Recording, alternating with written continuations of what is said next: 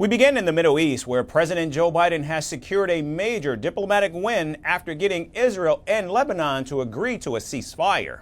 Now, in a joint effort with French President Emmanuel Macron, President Biden has convinced Israel and Hezbollah to end the 14 months of fighting.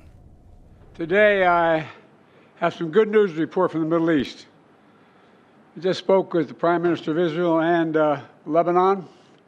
I'm pleased to announce that their governments have accepted the United States proposal to end the devastating conflict between Israel and Hezbollah. I want to thank President Macron of France for his partnership in reaching this moment.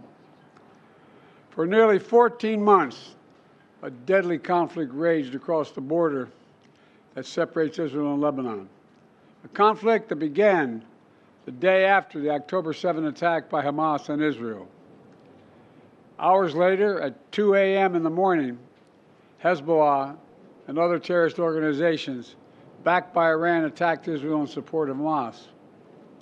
Let's be clear, Israel did not launch this war. The Lebanese people did not seek that war either, nor did the United States. President Macron also lauded the commander-in-chief's efforts and urged Israel and Hezbollah to work out their differences with the new ceasefire in place. I wanted to salute the ceasefire deal agreed today between Israel and Lebanon. It's the result of efforts undertaken over long months with the Israeli and Lebanese authorities, in close cooperation with the United States under the impetus of President Joe Biden. This ceasefire needs to be respected in the long term. In order to restore the Lebanese people's security, the Israeli people's security, permit the safe return of displaced people from these two countries to their homes, and therefore allow the restoration of the sovereignty of Lebanon.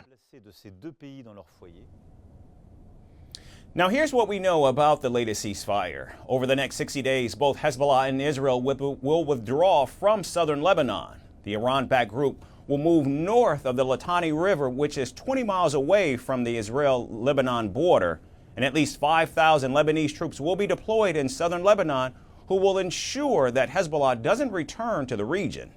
And the United States, France, and the United Nations Peacekeeping Force will monitor the implementation of the ceasefire. Meanwhile, Israeli Prime Minister Benjamin Netanyahu has threatened Hezbollah against violating the ceasefire conditions. Now, after securing a peace deal between Israel and Hezbollah, President Biden turned towards Gaza and promised to ensure a similar deal between Israel and Hamas. And Hamas has refused for months and months to negotiate a good faith ceasefire and a hostage deal. And so now Hamas has a choice to make. Their only way out is to release the hostages, including American citizens, which they hold.